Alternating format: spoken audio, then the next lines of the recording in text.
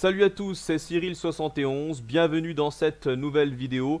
Nous sommes le vendredi 21 février 2020.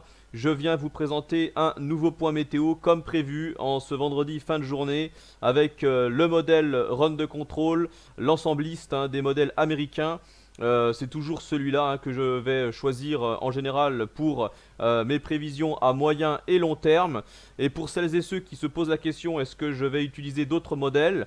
Il va m'arriver d'utiliser le modèle européen CEP, celui que vous avez vu aujourd'hui en post sur ma chaîne, et également les modèles GFS 025 et Arome. Voilà, et ça sera plutôt pour le très court terme, Arome plutôt pour les orages, et le GFS 025 en ce qui concerne les vents et en ce qui concerne les précipitations en général. Voilà, mais ça seulement pour le court terme, donc 1 ou 2 jours, pas plus. Tout ce qui concerne le reste, ça va se jouer entre ce modèle-là et le modèle européen. Voilà un petit peu pour vous informer par rapport à mon choix au niveau des modèles. Pour en revenir maintenant aux prévisions et à ce point météo, il va se passer pas mal de choses dans les prochains jours. La fiabilité est limitée car la situation atmosphérique est très perturbée en ce moment. On a un vortex polaire qui est très présent, vraiment puissant. Et d'un autre côté, les premières masses d'air printanières qui commencent à arriver. Et donc ça provoque beaucoup d'agitation, des conflits de masse d'air, des tempêtes, etc. Voilà, donc on a pas mal de choses à voir dans cette vidéo. Je vais essayer de vous résumer ça assez rapidement car j'ai très peu de temps devant moi. Et donc je peux pas faire de live également. Alors, déjà on va commencer avec une tempête et un fort coup de vent qui va concerner essentiellement les pays du Benelux pour la journée de dimanche. C'est dû à un vaste système dépressionnaire que je vous avais parlé dans ma précédente vidéo, une de mes précédentes vidéos. Une dépression assez vaste qui se dirige vers le nord de l'Europe et on a un rail dépressionnaire juste au-dessus de nous en fait, juste au-dessus de l'anticyclone des Açores. Et on a une petite dépression qui va se détacher ici, on le voit, et qui va être propulsée par le jet stream en direction des îles Britanniques. Et ensuite, elle va légèrement se creuser vers le nord du Benelux, du côté des Pays-Bas essentiellement, en direction de l'Allemagne. Donc là, pour ces pays, on attend une tempête, petite tempête. Pour l'instant, les valeurs exactes, je ne les connais pas. A priori, on sera souvent autour des 100 à 120 km/h maximum. Et ça va frôler le nord de la France avec quand même un fort coup de vent, notamment sur les Hauts-de-France, en direction des frontières belges. On attend des rafales jusqu'à 80-90 km/h, voire localement 100. Donc voilà, ça c'est pour l'extrême nord. Pendant ce temps-là, ailleurs, c'est le printemps évidemment. Comme prévu avec l'anticyclone des Açores. Et regardez ce qui se passe. On a une nouvelle dépression ici qui arrive et celle-là va vraiment tout changer et faire basculer le flux à partir de mardi. Surtout, mardi sera une journée de transition en fait. Jusqu'à lundi, on reste sous l'effet de l'anticyclone des Açores, donc avec une masse d'air printanière, en tout cas assez douce. Et mardi, journée de transition avec le passage de la dépression très creuse du côté des îles Britanniques avec une nouvelle tempête, comme vous voyez là, notamment sur le nord de l'Angleterre, l'Écosse et l'Irlande également.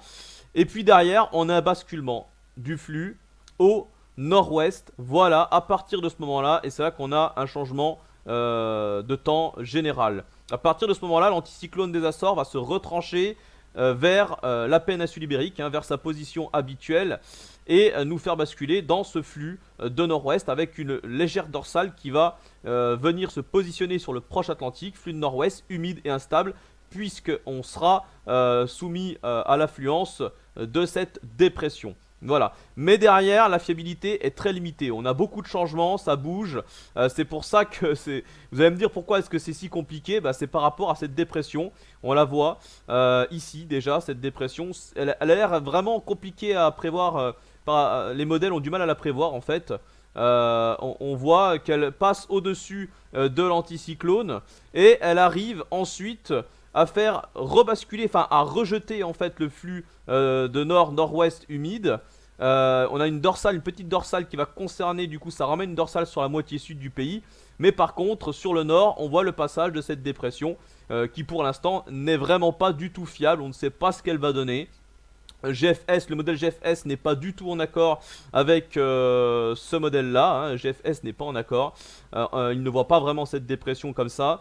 Donc on ne sait pas. Et par la suite, on pourrait encore avoir un temps très perturbé. Regardez là, on a d'autres systèmes dépressionnaires qui arrivent. D'ailleurs, pour les premiers jours du mois de mars, il semblerait qu'on soit soumis de plus en plus à un flux zonal avec de nouvelles dépressions importantes, peut-être des coups de vent, des tempêtes.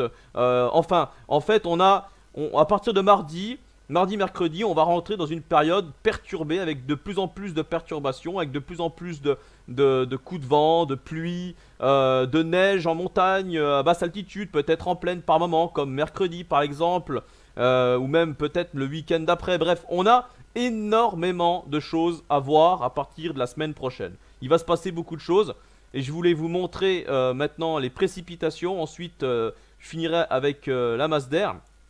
Et là, vous allez voir que côté précipitation, à partir de mardi, hein, c'est vraiment là, la transition, voilà, on a cette petite perturbation là que vous voyez qui fait partie de cette fameuse transition. Et regardez la masse ici pluvieuse, fortement pluvieuse, c'est la fameuse dépression. Voilà, et regardez bien ce qui va se passer. Voilà, donc on voit très bien le basculement au flux de nord-ouest derrière la perturbation de mardi et avec ici hein, c'est les hachures en blanc qui qui signifient la neige en fait. Donc là on voit qu'il y a de la neige. Alors les régions qui seront les plus concernées par le risque de neige, c'est essentiellement le nord, le nord-est, le centre-est. Voilà, pour vous dire un petit peu... vous résumez assez rapidement les régions à risque, c'est ces régions-là. L'ouest devrait être épargné, l'ouest, le sud-ouest évidemment épargné là, encore une fois. Bon.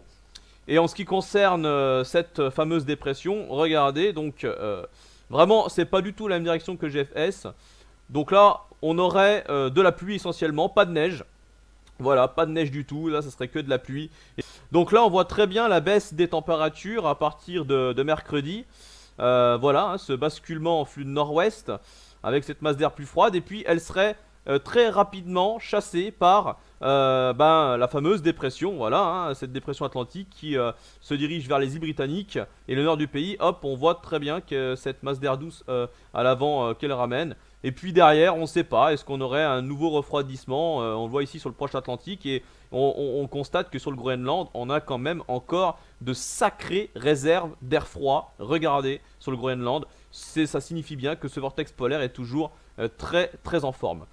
Voilà donc ce point météo, je pense qu'il est complet. Merci de l'avoir suivi et on se retrouve à très vite, on continue à faire un suivi de tout ça. Voilà, bon week-end à tous, ciao.